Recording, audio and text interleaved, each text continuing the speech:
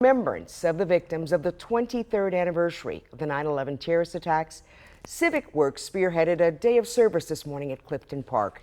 As WMAR2 News' Jeff Hager reports, volunteers tackled an overgrown garden to bring a touch of beauty in honor of those who lost their lives.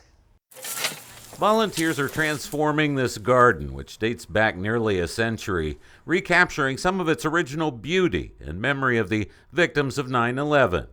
And it's personal for Jayna Powell, who wears an image of one victim whose life was cut short at the age of 27. Honor Elizabeth Wainio is from Catonsville, and I am also, and she was on Flight 93. Before the plane crashed, she called her mother on the phone and talked to her mother until they were running into the cockpit.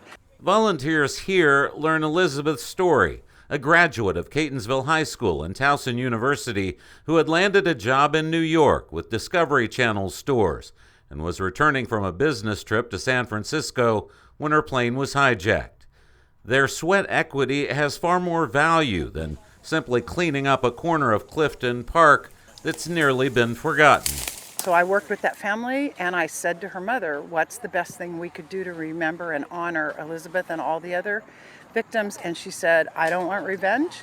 I don't want hate. I think you should go out and make a difference in the world. Civic Works performs cleanups like this one throughout the year, but the focus on 9/11 has special meaning, especially involving Mother's Garden, a park dedicated to the mothers of Baltimore in the 1920s on the heels of World War I, where more than 100,000 soldiers lost their lives. It kind of transformed into mothers who have lost their children in violence in Baltimore, and now it's just a garden for mothers.